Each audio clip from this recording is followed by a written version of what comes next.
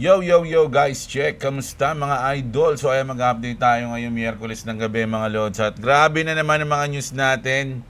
Matindi, nagkakaroon na ng barahan mga lods, no? Ang bangko at ang crypto. Mga idol. So yan, bago ang lahat mga lodi, alam nyo na, palike ng ating video. Syempre sa mga gusto ng ganitong content, everyday news update globally mga lodi sa crypto natin, mag-subscribe na kayo sa ating channel. Okay, at syempre sa mga wala pang crypto exchange dyan mga idol, check nyo yung ating link dyan ng BitGet sa description sa baba ng video. At malupit, may mga bonus and discounts tayo dyan mga idol sa mga wala pang crypto exchange. Okay. So ito na, magbabalita na tayo, matindi ang news natin, okay? So, nung nawala ang ating, yung una, no? Si Ayatollah Ali Khamenei, may pumalit sa kanya, mga idol. Ito, no, breaking. Mojtaba.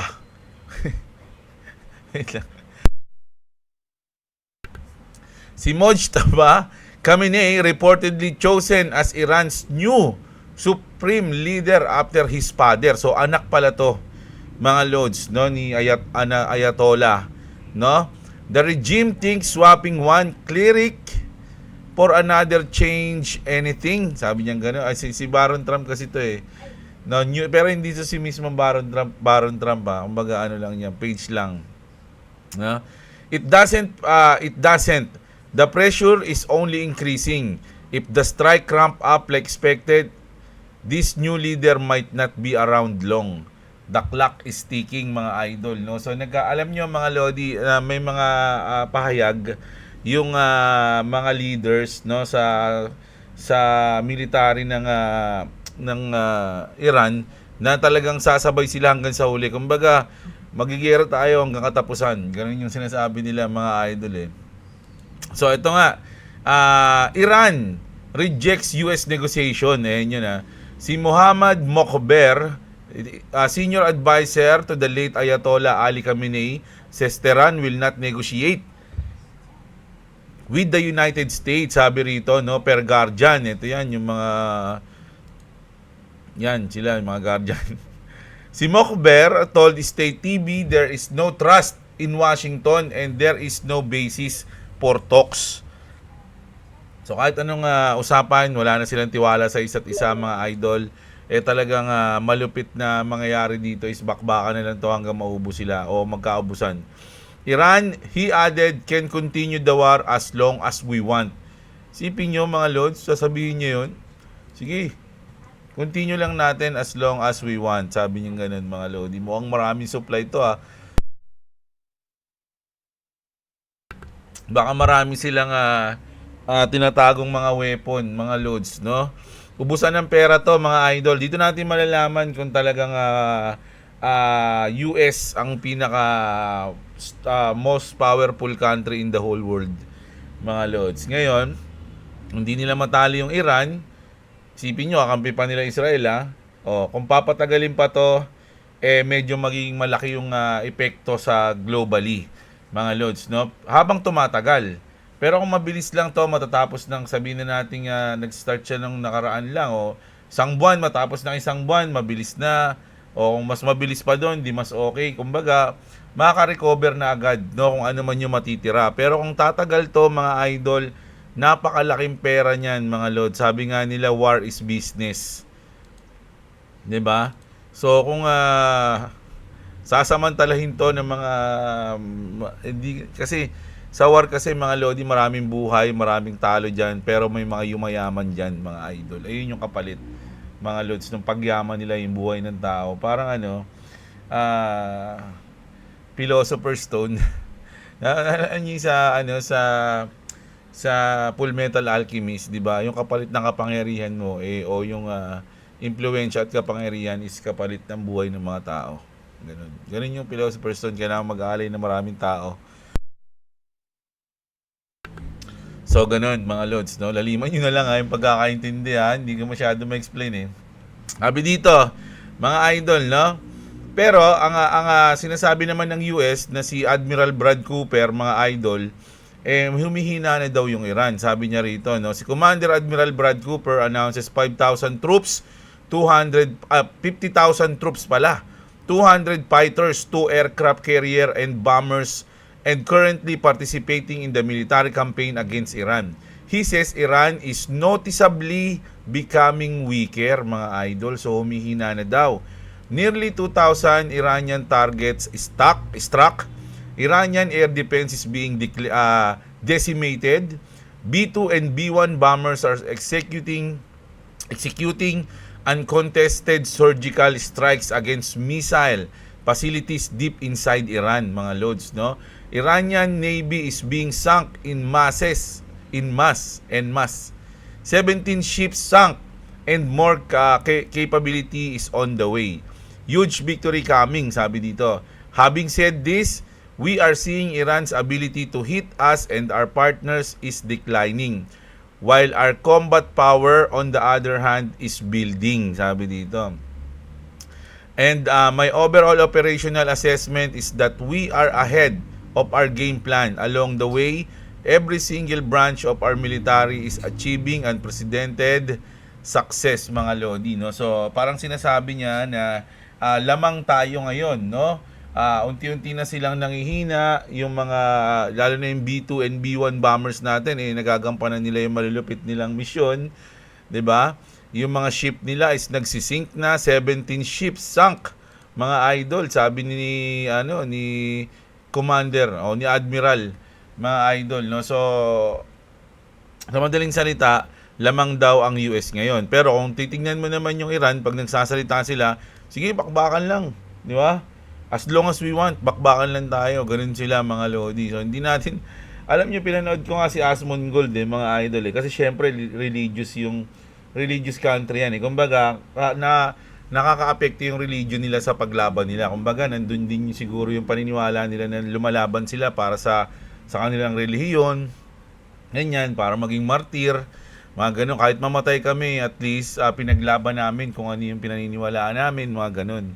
Pero comment si Asmongold doon na lahat yan, kumbaga yung nasa isip kasi ng tao yung pagiging martir. Pero once na nakikita mo yung mga tao na lumilipad yung mga katawan, na mamatay lahat, ewan ko na lang kung maging religious ka pa o hindi ka na umatras.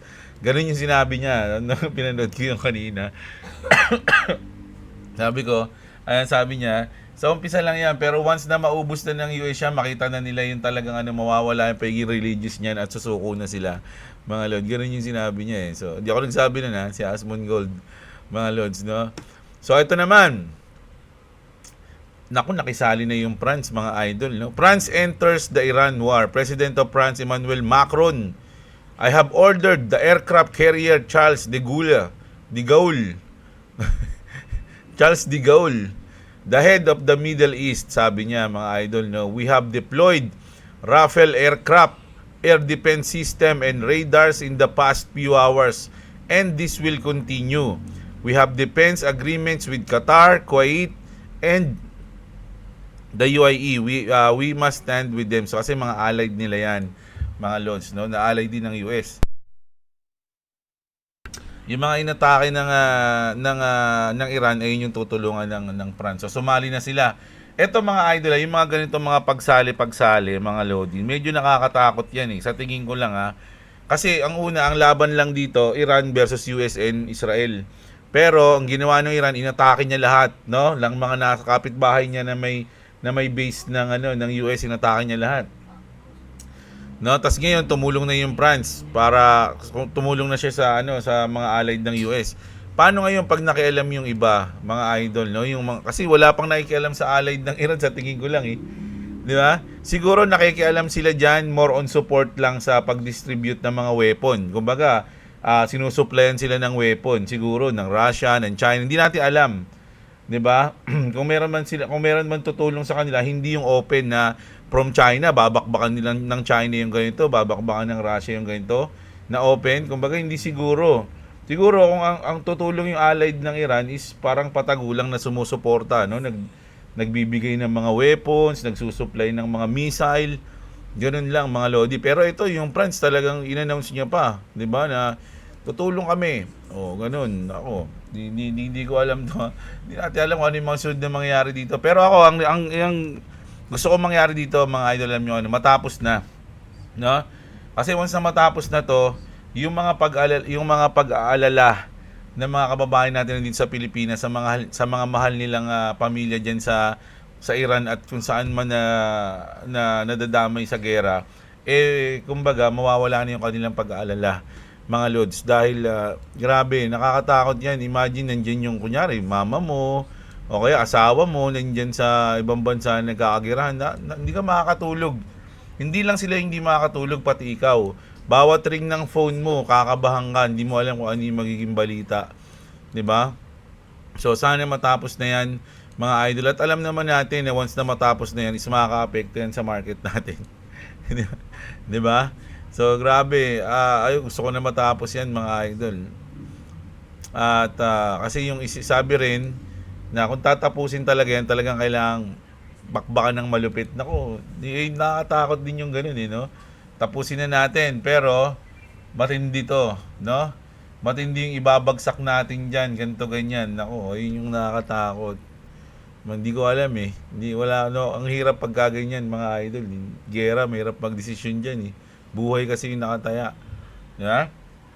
So, punta na tayo sa ating market, mga lodi. Grabe, South Korea stock market drops more than 12% in just 4 hours. Something is happening.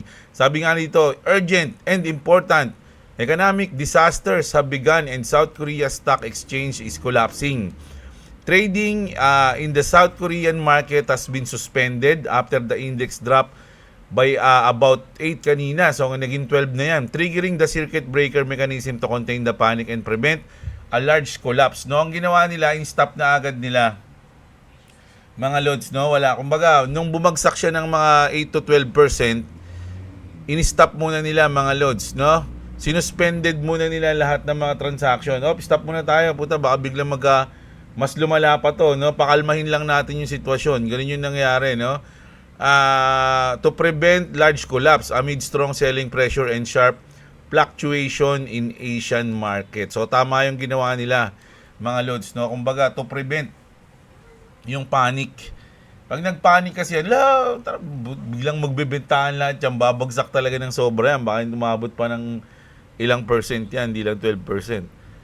So ngayon, ginawa nila, in-stop muna nila. Sa South Korea pa naman, mga idol, ang halos main na tinitrade dyan, XRP. Grabe dyan mga lods Laging laging ang taas ng trading volume ng XRP dyan, mga lods. Sige, bubagsak. Ito. Sabi dito ni JP Morgan, ni Jamie Dimon, no? Jamie Dimon says stable coins paying yield should be regulated like banks. Ayun yung pinipilit nila, mga lods. Ayun yung pinipilit nila, kaya nachichoke tayo sa ating Clarity Act, no? If you're going to be holding balances and paying interest, that's a bank. You should be regulated like a bank. Ayun yung sinabi niya, mga lodi. So, ayun yung pinaka-point nila na kaya siguro nababara yung Clarity Act natin. So, sabi ngayon ni Patrick Quitt, pumalag ngayon si Patrick Quitt, the deceit here is that it is not the paying of yield on a balance per se that necessitates bank-like regulations, but rather than lending out our lending out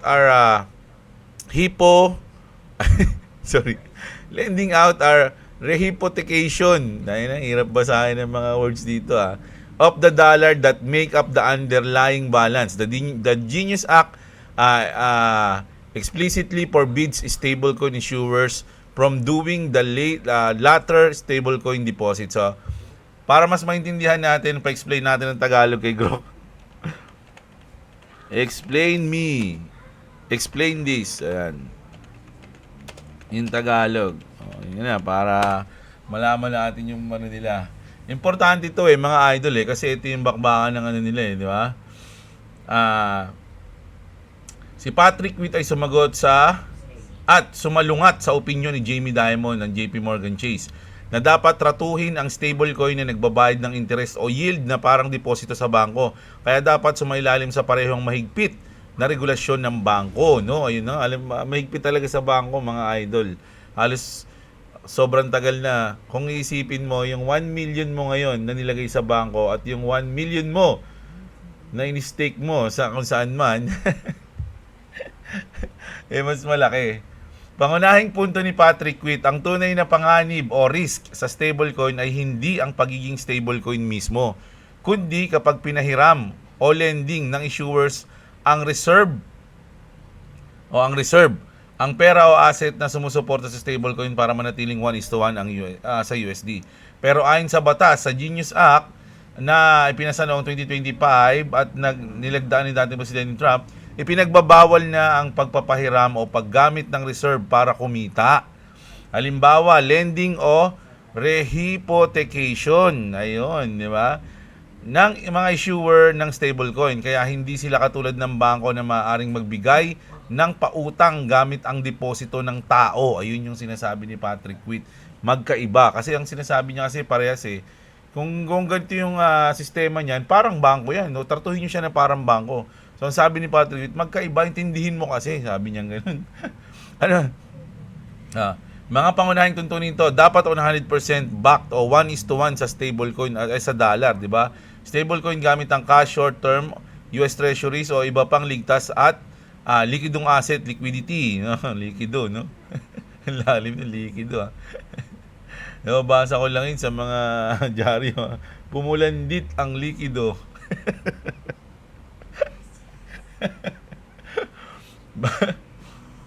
Bawal magbayad ng interest o yield sa mga may hawak nito. Hindi ito investment. Bawal i-lend o gamitin ang reserve para sa iba pang kita, hindi tulad ng mga bangko. Ayun naintindihan mo na ngayon, Jamie, Dapat sumunod sa bank secrecy, anti-money laundering rules.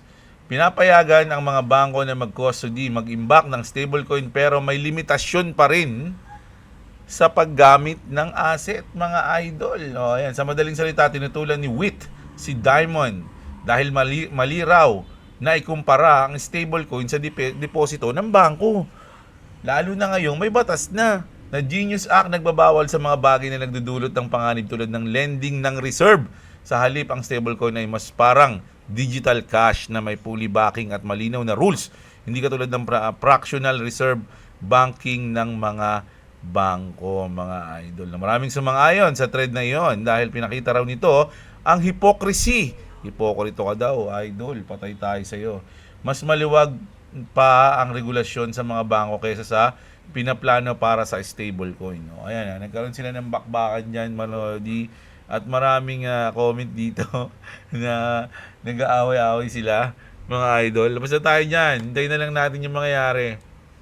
Sabi dito, CFTC Chair says White House will announce US perpetual future within the next month. Speaking at the Future of Finance event, Chairman Michael Selig said the US is preparing to bring crypto perpetual futures back.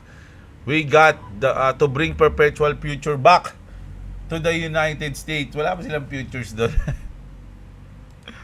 Kasi ito, perpetual futures to, mga idol, no? Yung ginagamit natin dito. Ayun, ako titignan nyo. Futures, perpetual yan. Ayun, nakalagay, oh. Kita nyo ba? Hindi ko alam kung nakikita nyo, eh. Ito. Grabe, alam nyo. Kanina umabot ng 71. Yung Bitcoin. Ngayon, 70.8. Ito yun, no? Sa part na to. Umangat. Ang laki ng inangat niya. Pero sa XRP, grabe. Parang pilit na pilit. Hindi, nauntog na naman siya dito sa resistance na to, mga idol. Etong 1.4. Grabe, 3 beses na siya nauntog dyan, 4 na nga 1, 2, 3, 4. Ayan yung, pag yan na break, mga Lodi, ayun na.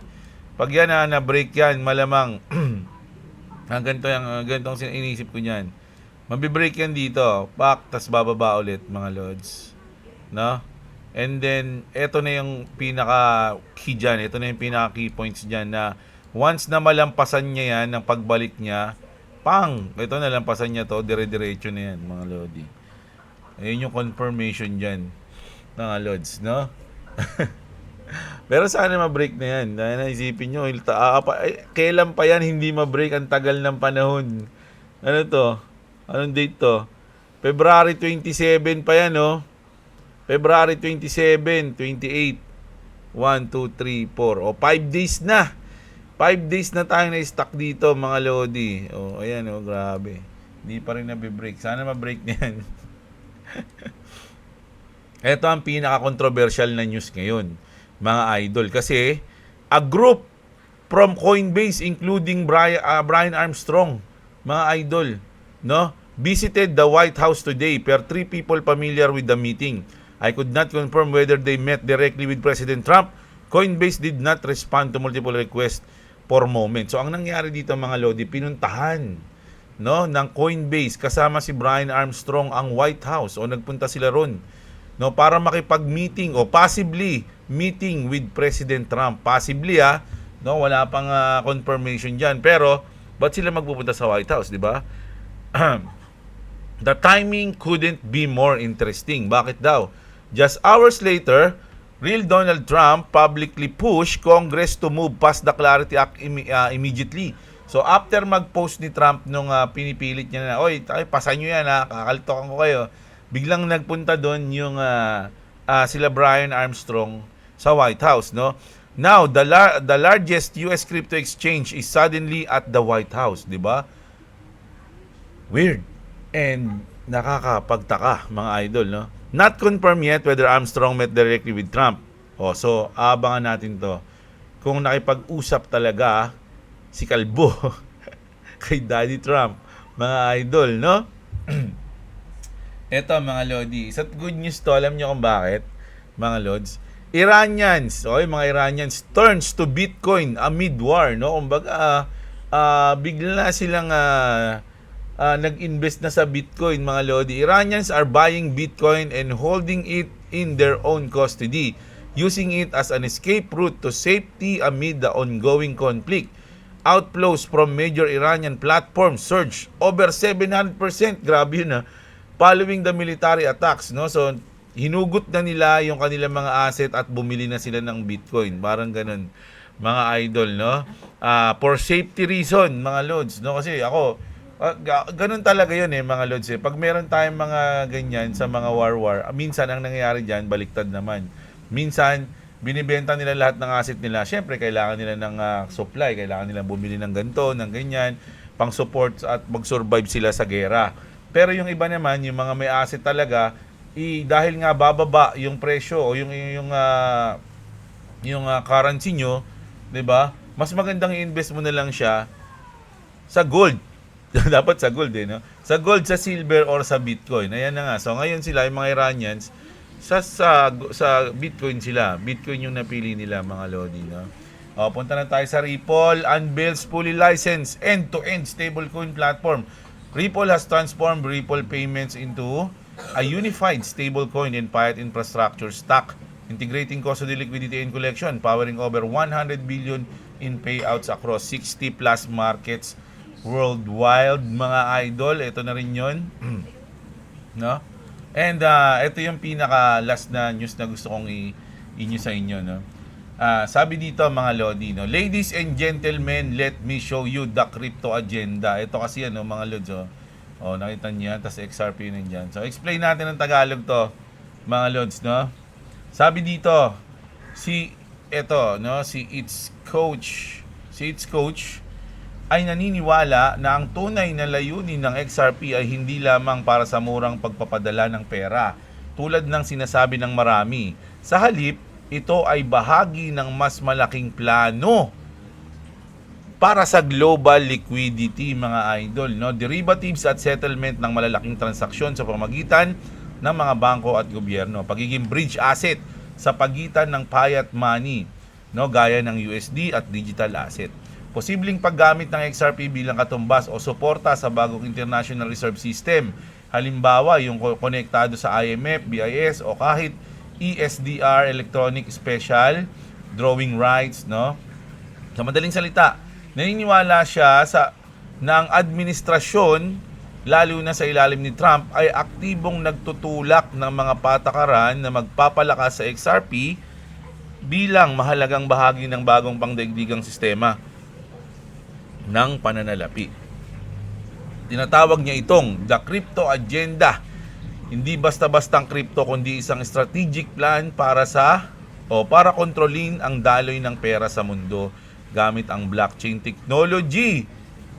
particular ang XRP Ledger, mga idol. Nako, no, malupit ang plano ni Daddy pala sa XRP. Yung sabi niya, hindi ako Bakit may excitement o FOMO sa mga comment? Maraming sumasang-ayon sa at excited habang ang iba naman ay nang-aasar o nagrereklamo tungkol sa sobrang hype, no? Tumigi pran para ya con elmo. Ano ba yan? Tagalog nga dapat Tumigil ka na sa pagiging sobrang excited, sabi sa kanya, no? Baka mapomo ako. Ayan, no? Kumbaga mga sarcastic comment. May mga naniniwala na ito ay magiging daan para maging webo dolar internasyonal ang XRP para sa global liquidity. Sa kabuuan ito ay typical na post mula sa XRP. Ay naniniwala sila na malapit na mangyari ang malaking pagbabago sa pananalapi ng mundo kung saan magiging sentral na papel ang XRP. Ba't papel? At gagamitin nila ang mga pahayag mula sa gobyerno gaya ng Trump o White House bilang pruweba na papunta tayo doon, mga lods. So, nang-hype lang pala si Idol. Pero, hindi siya imposible, mga idol, no? Pwedeng mangyari yan, mga lodi, no? So, ayan, grabe yung news natin. Punta ngayon tayo sa mga comment nyo, mga idol. Mga mahal ko sa buhay, okay? Punta tayo.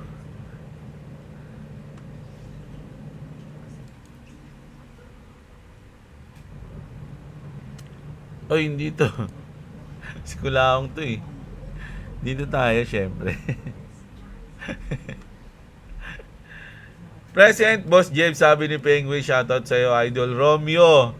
Ayan, pa-shoutout, Idol, okay naman dini sa Dubai. Okay naman pala doon, mga lods, no? At sana nga magtuloy-tuloy niya yung pagiging okay dyan. Meow, si Idol, akala siguro ni Daddy Trump, mala El Mencho lang ang ganti ng loyalist ni Khamenei. Butin, hindi sila nagsama. Oo nga, pero medyo matindi talaga, no? Hindi mo grabe yung mga ballistic missile, mga lodi, nakikita ko sa video, takang bibilis. Alam mo yung yung paglumipad yung missile, yung alikabok sa lupa. Kala mo yung lumipad si Goku, yung galit si Goku, di ba? Lumipad, yung impact niya sa lupa. Ganun yung nakikita ko sa mga sa mga video, grabe naman yun. Pet Pilisardo, shoutout sa'yo, si Meowsi, ayan, Ferdinand Sir, Carne Norte, sarap mo ulit. Yung ba naman yan, idol? Sino ba yun? Pilabis. Alala ko tuloy si Idol Mike Ang sarap mo, Pia. Grabe, Lods, mga update nyo, nakakaawa, mga nadadamay. Sana lang mapigilan na ang ginagawa ng Iran na pambobomba sa mga kalapit niyang bansa na nakakaawa talaga, mga nadadamay. Salamat sa Lods update. Yan. Shoutout sa iyo, Idol Pilabis. Summer Empire TV, tama lang yan, dapat nang mabura sa mapa ang mga peking Israel occupants para makabalik na ang mga totoong Israelites. Grabe si Idol, mukhang marami siyang alam sa sa history ng Iran. Ay, ng Israel pala, sorry. Grabe. Alam niyo yung aking founder namin, mga lodi, nandun. Tapos yung binabantayan niya doon, yung alaga niya doon, lolo yung tawag niya doon, si lolo niya. Matatanda na yun, mga lodi. Grabe, ganun talagang hindi ko alam kasi syempre hindi ko rin alam kung sila yung mga tunay na Israelites o hindi, 'di ba? Kaya lang kasi yun, mga matatanda na ibig sabihin baka sila yung mga tunay, hindi natin sure. Pero sila siguro yun, mga lodi, no? Boss J, ayan, mukhang napasubo ang US sa Iran. Siguro kala nila susuko agad. Kaya nga ngayon talagang full power na siguro sila. Chupol kasi si Lolo Trump, akala niya gaya nung kay Maduro na pag wala ng leader susuko na. Yan, pumalag. GG, nag-offer siya ng ceasefire, di siya pinapansin.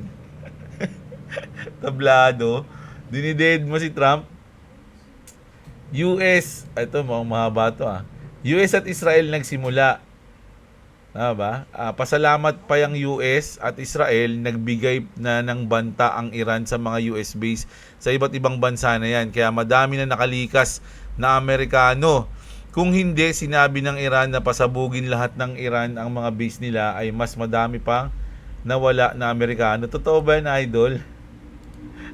Ba't mo alam? Di ako kampi sa Iran pero maling-mali ginawa ng dalawang bansa na yan. Lupit. Gusto nila pamuka na bayani sila ng Iran pero gusto talaga nila masakop ang Iran dahil sa mga likas na yaman. Kaso di kayo magtatagumpay basta-basta, babalik din sa inyo ginawa nyo. Lupit niya, idol. Di laging ang malakas ay nasa tuktok. Sample natin sa crypto, hindi lagi si Bitcoin ang malakas kahit siya ang nauna. May sisibol at sisibol na may makakahigit sa kanya tulad ng XRP. Oh, hindi, wala siya sinabi nga. Pag nagising na mga bansa sa ginawa sa kanila ng kano, mawawala na lakas ng mga yan. Ginawa lang nilang battleground bawat bansa kaya matatag pa sila now.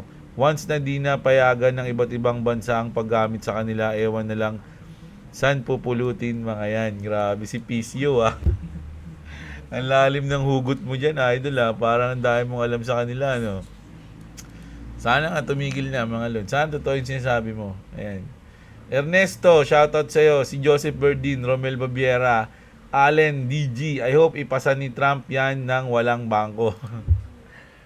Medyo sa akin lang sana nga gano'n, sana nga kung kaya. No, pero kung hindi kasi syempre mga big time din yun. Hindi naman basta-basta mawawala mga lods, no. Lalo na ayan yung nakasanayan na, lalo na yung SWIFT. Nakasanayan niya mga lods, syempre hindi naman basta-basta papayag yung mga yan. Ano kayo, kadarating nyo lang Kami nagpatakbo nito sa ilang daang taon tapos bigla kayong papasok, biglang wala na kami. Di ba? So hindi naman pwede siguro yun mga lods. No? Tingnan natin. Unti-unti lang yan.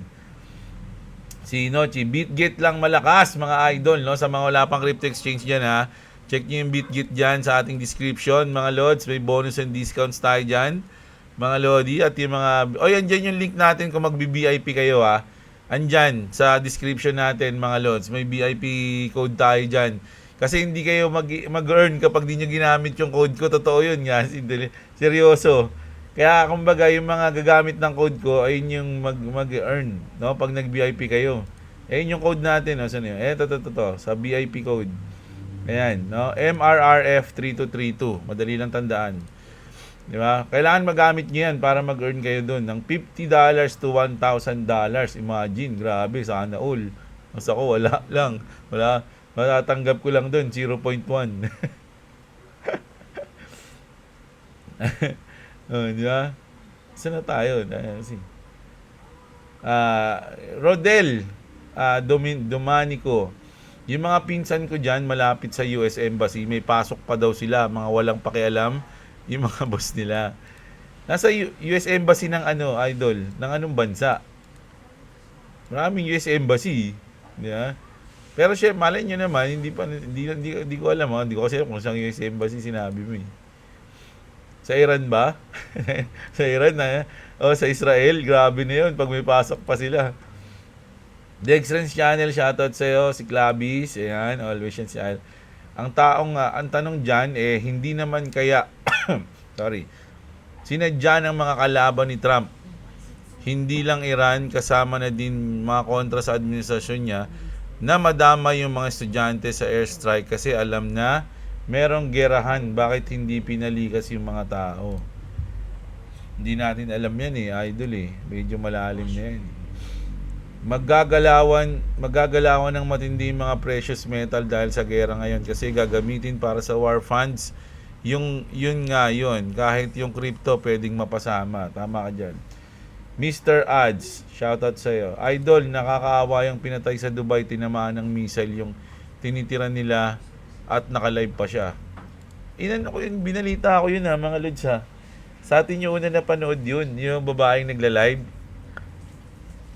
Hindi ko alam kung saan video ko yun kung kahapon nung isang gabi.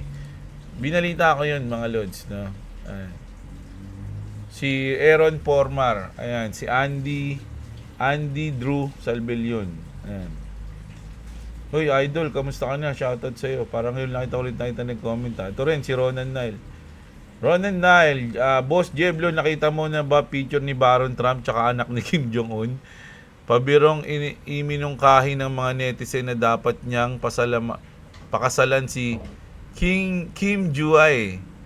ang anak ng North Korean leader na si Kim Jong-un para sa kapakanan ng kapayapaan sa mundo. Oo nga, no, yung anak ni Kim Jong-un. Kaya lang, maliit lang yun. Si Trump, 7-footer ata si Baron eh. 7-footer yun, mga idol. Tingnan natin ha.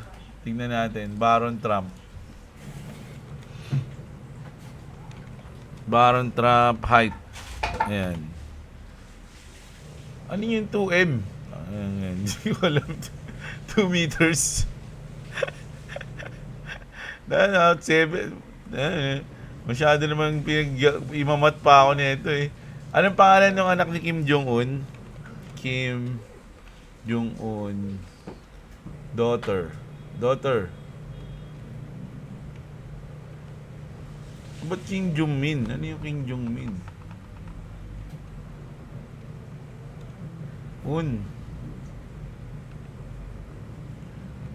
Kim Jong-un. Daughter. Pangalan niya si Kim Jun A. Ayan, si Kim Jun A. Height na lang. Ay, mali, gago. Ayan, height. Wala. Hindi sinabi, bawal sabihin. Bawal sa North Korea 'yun. Image na lang. O, di ba? O, ito si Kim Jong-un, no? Kaya lang, baby pa siya niyan, eh. Ito na siya, sinlaki niya na yung daddy niya. O, si Kim Jong-un na lang, height ni Kim Jong-un. Kim Jong-un. Height.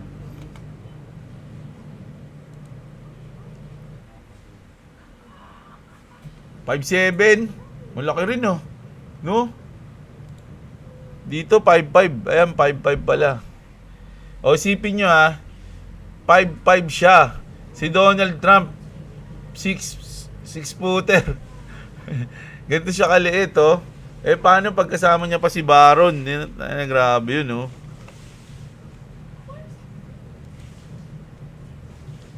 Oh, tignan mo, oh. Si Kim Jong-un, mga ganito lang, eh, oh. Oh, di ang liit, mga lodi.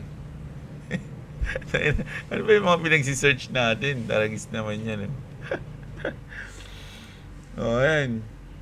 Pero malabo pa sa baw ng pusitan, di pa pag si Kim Jong-un, mga lodi. Thanks po dito sa mga video mo. Sana wag ka magsawa sa update sa mga video about crypto. Ka-Sugarets, ayan. Si Luisito Carreon. Shoutout sa'yo, Idol Luisito, ha. Si Mabel Zambales. Understanding is our true edge in crypto, not the price of it. Every dip is an opportunity. There's no other way to explain it anymore. It's about knowing what you are holding. Sabi ni Madam Idol. Shoutout sa'yo, Madam Mabela. Sa Labila, shoutout sa'yo. Si Chris Pogi. Yan, idol natin. 20% daw, load. Sabi ni Gemini as of now. Oh, 20% na. Tumataas na. Nakaraan. 2 to 5% lang, Grabe naman yan. Ayun yung chance na mag World War 3, mga lodi, yung sinabi natin kanina. Kaya dapat pinapanood nyo lahat ng video natin para hindi kayo nahuli. Mabel, shoutout sa'yo. Si Kevin Alipio. Si Disley, ayan, Skylab, always yan si Idol King Shangshin, ganun din. Yun makatambay nga ulit. Sabi ni Pin, shoutout sa'yo, Idol Stephen Andre. Engineer Cortez, shoutout sa'yo. Si Star Condol. Good morning, Idol. At si Silent 00. Ayan, shoutout sa'yo. Siya yung una, mga lodi. Ay, hindi, Santos Jandel pala. Ayan. Si Santos Jandel ang una, Idol. Munti ka na mag-champion, Silent. Ang lupit mo, kaya lang mas malupit si Idol Santos Jandel, eh. Siya yung nag-champion. So, ayan. Ayan yung news natin, mga lodi. Sana alam nyo naman. Sana gusto ko lagi na enjoy nyo yung video natin. Nag-good vibes kayo, mga lodi. At syempre, like nyo yung video natin, ako na-enjoy nyo. Subscribe sa mga hindi pa nakasubscribe, mga idol, no? So ayun, maraming salamat, mga lodi, sa lahat ng nanood. Alam nyo naman yan, kita-kits tayo bukas ng umaga ulit sa bagong update natin sa crypto, sa global news, mga lodi. So ayun lang, magandang araw sa inyo, mga kapatid. At What's up? Subscribe to Cloversy Gaming, not subscribe to Jablo. If you want to subscribe to me, it's in the description. Also, if you don't subscribe to me, I'll become that. Yeah. Suko na.